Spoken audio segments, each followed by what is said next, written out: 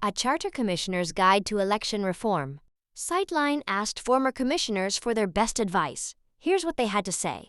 This January, dozens of Cascadians are sitting down for the first meetings of charter review commissions across the region with the same goal in mind: improving local government. They picked a great place to start. Municipal charter reviews, during which a panel of residents suggests amendments to what are basically local constitutions, can be a powerful and collaborative way to kickstart positive change. Healthier elections can ultimately mean better outcomes for voters and communities that achieve their local priorities. So, if election reform is a goal, where's a commissioner to begin? Sightline staff reached out to former commission members and researched past efforts to answer that question. The result is a list of 6 recommendations for getting election reform from initial commission discussions to a ballot measure in front of voters, spanning from whom to contact to how to frame the case for your community. Whether you just landed a seat on an upcoming charter review commission or want to stand out as one of the thousands of residents living in the cities and counties under review, this guide is here to help. Definitions and norms. Home Rule Charter. More than half of U.S. states allow municipalities to adopt home rule charters, which allow local governments and services to differ from what is laid out in state law. Essentially, the charter serves as a local constitution, dictating the government's design and setting ground rules for how it will run. Typically, amending the charter requires voter approval. Charter Review Commission. Municipalities change over time. Populations and industries grow and shrink, and as such, a community's wants and needs may not be the same today as they were 10 years ago. A Charter Review Commission allows residents an opportunity to review the charter, take public input, deliberate on improvements, and suggest amendments to improve local government. Take Snohomish County, Washington, for example, where population increased by an estimated 43% from 2000 to 2024. That's about 258,000 new residents, more than the entire population of nearby Whatcom County. Snohomish County's 2016 Charter Commission posed 7 charter amendments to the growing and diversifying voter base, which approved the establishment of an advisory commission on human rights and a new office of public advocate to mediate community complaints, among other changes. How election reform factors in. Election reform is one avenue to reaching a commission's goal: a local government that better serves voters. Other paths include government restructuring, rethinking public officials' roles, and creating, merging, or eliminating offices and divisions. Depending on local and state law, electoral reforms may help solve specific problems. Here are a few examples. If an Alaskan municipality sees consistently low voter turnout, commissioners could consider changing the timing or frequency of local elections, thanks to flexible state statutes. Denali Borough, for example, aligns municipal elections with statewide ones. If residents are concerned with the sway of wealthy individuals in local politics, a commission might suggest a democracy voucher or small donor elections program. Or, in Alaska, Oregon, and Washington, forms of local ranked choice voting can address problems like spoiler candidates or a council that only represents one kind of voter. Past Cascadian charter reviews have delivered voters a fairer redistricting process for Snohomish County, a Portland City Council that finally reflects its population, and a prohibition on government interference in Whatcom County's ballot initiative process. 6 recommendations for reforming elections through charter review. Ushering an election upgrade from the ideas phase to action requires research, collaboration, and more than a little tact. Former local charter review commissioners from Oregon and Washington offered the following advice to those just kicking off the process. Lay the groundwork, do your homework, and communicate how better elections can address real concerns from community members and leaders. 1. Come to a consensus on good governance goals.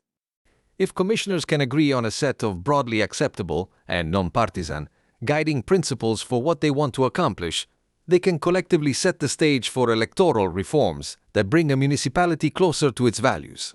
Some goals that might be conducive to later reform efforts include, in no particular order: 1. Keeping government processes open and transparent. 2. A local governing body that reflects the community. 3. Improving accountability. 4. Patching weak points in the electoral process. 5. Improving efficiency of government processes. Or 6. Government responsiveness to community needs. Commissioner's advice on this recommendation? Be cordial and open. These early conversations can cultivate a culture of trust between commissioners and establish a pattern for working out agreements, all of which will be helpful in later phases. 2. Reach out to experts. They're eager to help. It's never been easier to tap into the minds of experts who study and implement reform. Staffers at election reform organizations like Sightline Institute, Fair Vote, or More Equitable Democracy are eager to help answer questions about what's possible, how reform has improved conditions elsewhere, or whom to speak with next. Researchers, advocates, political scientists, and even government officials with first-hand experience are often no further than an email or Zoom call away. Commissioner advice. Once you've connected with an expert, keep them informed of your progress. Odds are they will remain invested in the process. 3. People relate to stories. Let data tell them. Election reform gains traction when commissioners can prove a proposal responds to real local issues, not abstract concerns.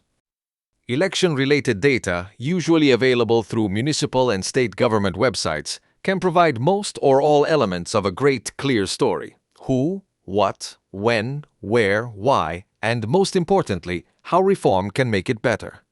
Past election results, for example, might contain instances in which winning candidates took office without majority support, like when most voters cast ballots against all three winners of the crowded 2020 Gladstone, Oregon City Council elections.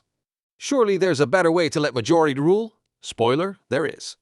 For something a little more hands-on, combining local district maps with presidential election results or voter registration data might indicate that local boundaries benefit voters who support one party at the possible expense of another. In that case, maybe it's time to reconsider who draws districts, as Snohomish County did, or, where possible, even move to a proportional district model like Portland. Commissioner advice. Remember, the goal is to identify and solve a problem, not affix blame. When telling stories about why reform is necessary, focus on systems, not individuals. 4. Note community concerns and speak to them. Soliciting public input, especially from frustrated voters or community groups who feel the political process excludes them, might surface breakthrough ideas and perspectives.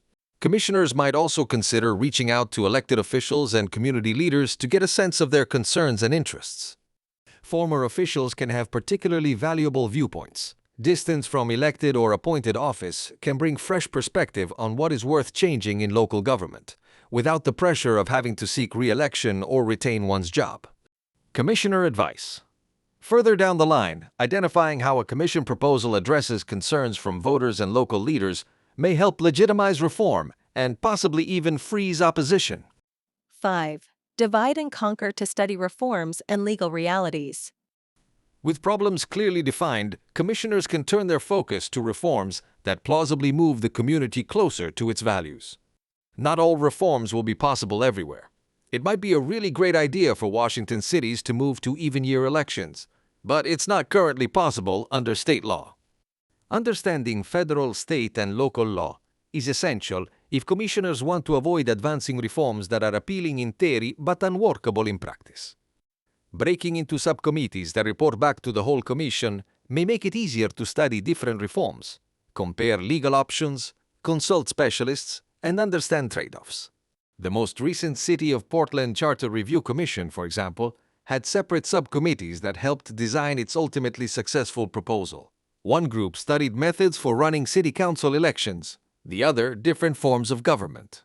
Committee members did research, solicited input, and reported back up to the commission as a whole to inform next steps. Commissioner advice? Examine and communicate how a proposed change can help achieve the commission's goals for more effective, responsive, or representative local government. 6. Keep the public informed with concise, curated communication. Successful commissions communicate early, clearly, and often. Regular updates through websites, newsletters, and public meetings not only help build understanding and keep the public engaged, they also allow commissioners to condense their new knowledge into easy-to-understand language for audiences without an election reform background. A final piece of commissioner advice. Different audiences care about different issues. Keep the concerns of specific communities in mind and plan for different approaches rather than developing a one-size-fits-all narrative. Any number of factors, historical, personal, political, legal, and logistical, can ultimately impact whether a charter commission can see reform through from start to finish, not to mention whether voters will approve the change. A commissioner's role, then, is simply to conduct diligent research, have thoughtful discussions, and keep the public informed and invested. And speaking of experts, recommendation number 2, Sightline's friendly and informed democracy and elections team is here to help.